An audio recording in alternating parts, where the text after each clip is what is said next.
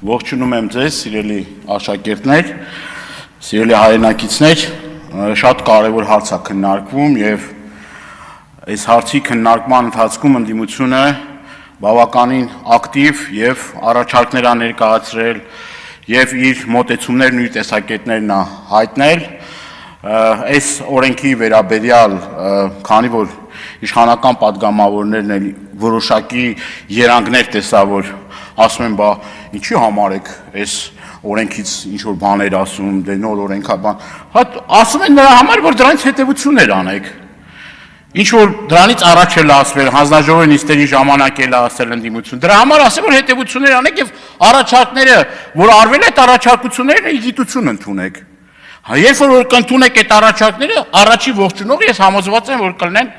ընդդիմադիր падգամավորները, ինքնանպատակ չէ այդ ամեն ինչը, Տիկին Ավանեսյան, արվում է, որ այդ առաջարկները ընդունվեն եւ ոչ մեկ դեմ չի սրան օրենքին եւ իրապես նաեւ մենք հույսեր ունենք, որ այս օրենքը, եթե մեր առաջարկած փոփոխություններով բանով ընդունվի, շատ կարևոր քայլ է առաջ, բայց ես մի քանի խնդիրների մասին եմ ուզում խոսել, ճիշտ է գործընկերներս ասեցին, բայց չեմ կարող նաև այս ամբիոնը չօգտագործել եւ ինձ ուղված նամակները նաև ձեզ այս հարցերը չբարձրացնել, հուսով եմ նաև դրա արդեն ամփոփիչ ելույթի ժամանակ այդ հարցերի պատասխանները դուք կհնչեցնեք։ Ինձ բազմաթիվ բուժաշխատողներ են դիմել, բժիշկներ, բուժքույրներ, սանիտարներ, նամակներով դիմել են Օրենքը ընդունվելուց հետո ստեղ շատ խոսվեց, որ հոսք ավելանալու է, առանց այդ էլ ծանրաբեռնված աշխատանք են կատարում այդ մարդիկ, շատ կարևոր աշխատանք են կատարում, իրապես խոնարհման արժանի, նաև մեր շնորհակալական հոսքն եմ ուզում հղել բուժ աշխատողներին, ծանրաբեռնված գիշեր-ցերեկ այդ աշխատանքի համար, բայց ցավոք սրտի այդ մարդիկ ստանում են չնչին աշխատավարձներ, եւ նոր գիտենք, որ այդ հոսքը տասնապատիկ ավելանալու է եւ այդ մարդիկ իրավունք ունեն նաեւ աշխատավարձի իրենց բարձրացում ակնկալել։ Դա օբյեկտիվորեն պետք է տենց լինի։ Եթե կան ինչ որ նախադրյալներ, ես բժշկության մեծ գիտակ չեմ, բայց ամենայն դեպս այդ խնդիրներն ու այդ հարցերը պետք է պատշաճ ուսումնասիրության ենթարկվեն եւ ի վերջո այդ մարդկանց խնդիրները պիտի կարողանանք լուծենք, որովհետեւ կրկնում եմ, շատ ժամանակ այդ մարդիկ իրենց առողջության հաշվին, ուրեմն մեր հայրենակիցներին 24 ժամյա ռեժիմով օգտակար են լինում եւ կյանքեր են փրկում։ Մի կարևոր արձանագրում եմ ուզում ասել, սրա մասին շատ եմ խոսելի դե, բայց օգտվելով առիթից մեկ անգամ եւս ասելու եմ, գրեթե ամեն շաբաթյա ռեժիմով քրեակատարողական հիմնարկներում եմ գտնվում եւ բազմաթիվ այդ նամակների հետևից գնում եմ այդ մարդիկ, որոնք քրեակատարողական հիմնարկներում, այսօր 21 մարտ տարին դեռ չլրացած 21 մարտ քրեակատարողական հիմնարկներում մահվան դեպքեր են արձանագրել։ Այդ մարդկանց այդ դեպքերի նաեւ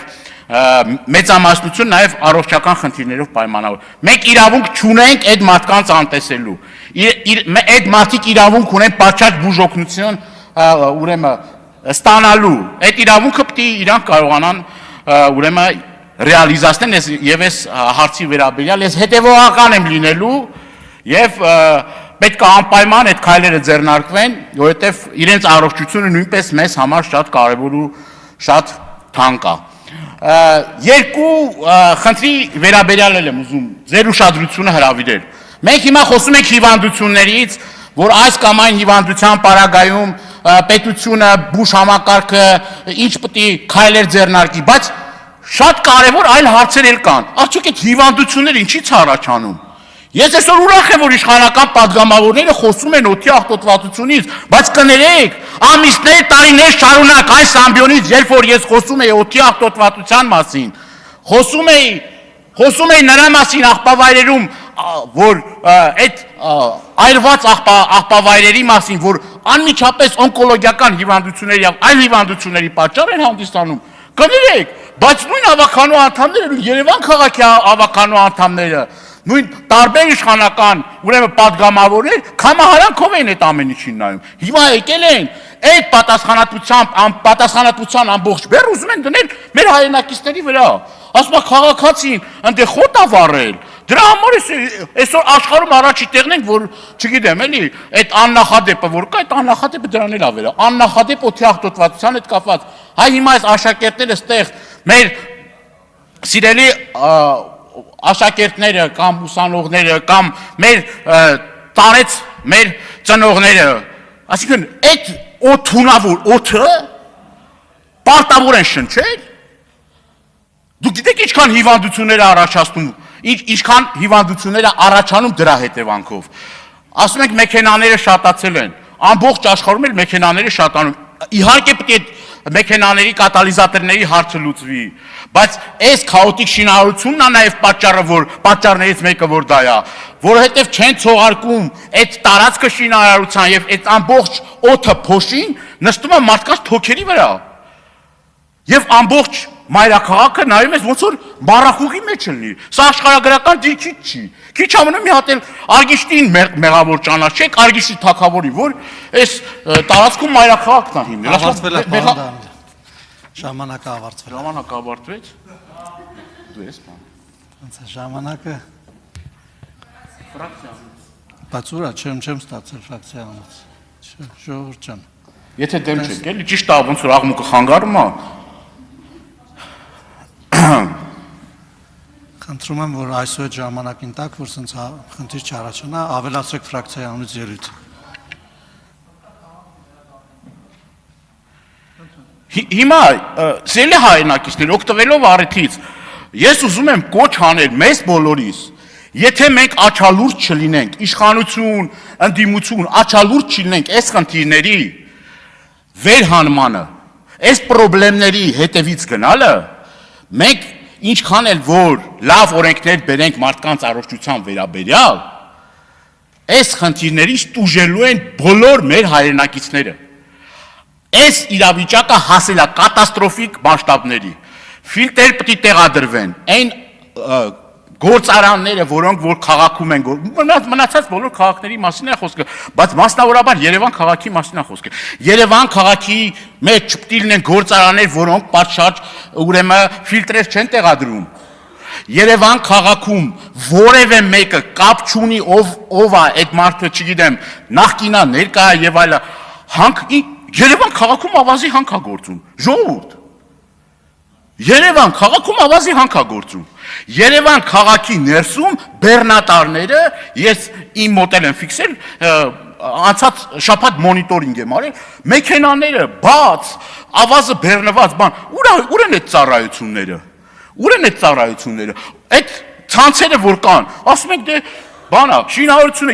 300-ից ավելի շինարարության թույլտվություն կա, լավ է թող շինարարություն անեն, բայց այս քաոտիկ շինարարության վերջը պետք է տրվի, թե չէ։ Թե ով ինչ ուզի անի, փող են աշխատում, ում առողջության հաշվին են փող աշխատում։ Շինարարական ընկերությունները ում առողջության հաշվին են փող աշխատում։ Պետք է տուգանվեն, պետք է տասնապատիկ էլ ավել տուգանվեն, ոչ մեկի առողջության հաշվին իրավունք չունեն այդ մարդիկ փող աշխատելու, իրավունք չունեն։ Եվ ցանցերի համար ոչ թե մի քանի տասնյակ հազարական դրամներ պետք է տուգանվեն, այլ շատ ավելի շատ, բարիներ փող են աշխատում, թող այդ ցանցերն էլ գցեն, թող այդ ցողարկումներն էլ անեն, թող այն մնացած բաներն էլ անեն, թող բարիներն անեն։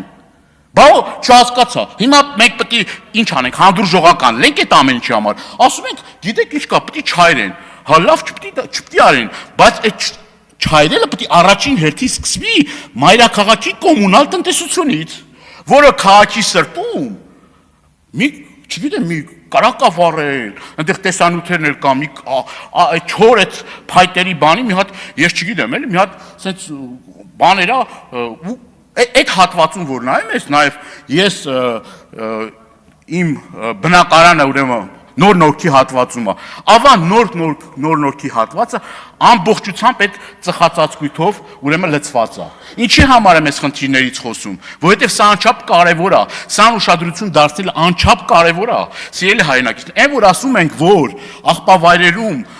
առհասարակ այրելը դա պետք է քրեորեն հետապնդելի արարք լինի։ Հիմա այս բանից խոսում ենք, այրելուց խոսում ենք, որ մարդիկ գնում են, ես տենց հետո անուններ եմ տալու, այն աղբավայրերը, որոնք որ համայնքի ղեկավարները պատճառ են հանդիսանում այդ աղբավայրերը այրելու, իրենք պետք է քրեորեն պատասխանատվություն կրեն։ Աղբից ազատելու համար ինչ նշանակում այրել եւ այդ ամբողջ թունավոր բանը հիմա բանի է որ մեր լեզվով ասած կներեք սրա համար հիմա մենք նուբարաշենցիների խադրը կիմանանք որովհետեւ այդ տարիներ շարունակ այդ մարդիկ այդ ծուխը շնչել են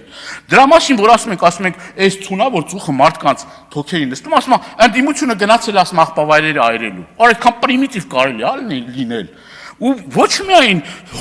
սովորական հասարակ մեր քաղաքացիներն են դա այդ կեղծ թեզերը տարածում, այլ նաև իշխող ուժի ներկայացուցիչներ։ Ինչ որ խնդրից խոսում ենք, ուրեմն խնդրի պատճառը մենք ենք, բայց առաջարկությունները, որ ներկայացել ենք, այդ առաջարկությունները, որ արվել է պատկան մարմիններ, ինչի՞ չի իգիտություն ընդունվում։ Եկեք ասեք, սխալ առաջարկություն եք ներկայացրել։ Աղբավայրերի վերաբերյալ սխալ առաջարկություն եք ներկայացրել, օդի աղտոտվածության վերաբերյալ կանխարգելիչ մեխանիզմների վերաբերյալ սխալ առաջարկներ եք արել։ Բացեք, խոսեք բա դրա մասին։ Ինչի՞ չեք խոսում։ Մենք կողմ ենք, որ բոլոր, ուրեմն այդ խնդրահարույց, ինչի համար եմ այս թեմայով այսքան խոսում, որովհետև այդ էլ անմիջապես վերաբերելի է մեր հայրենակիցների առողջությանը։ Եվ անչափ կարևոր է մեր հետևողական վերաբերմունքը այդ ամեն ինչին։ Մեր պատասխանատու վերաբերմունքը այդ ամեն ինչին։ Սկսած հրդեհներից, վերջացրած, ուրեմն մենք դպրոց, որ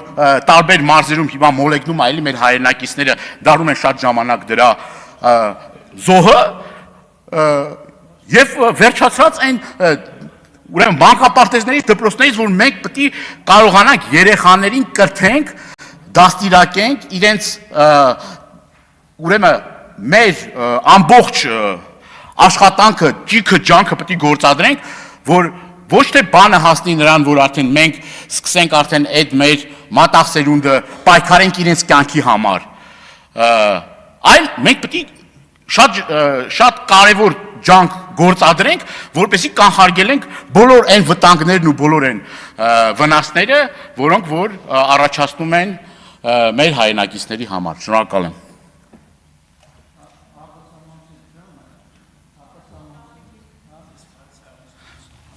Արգելի գործընկերներ,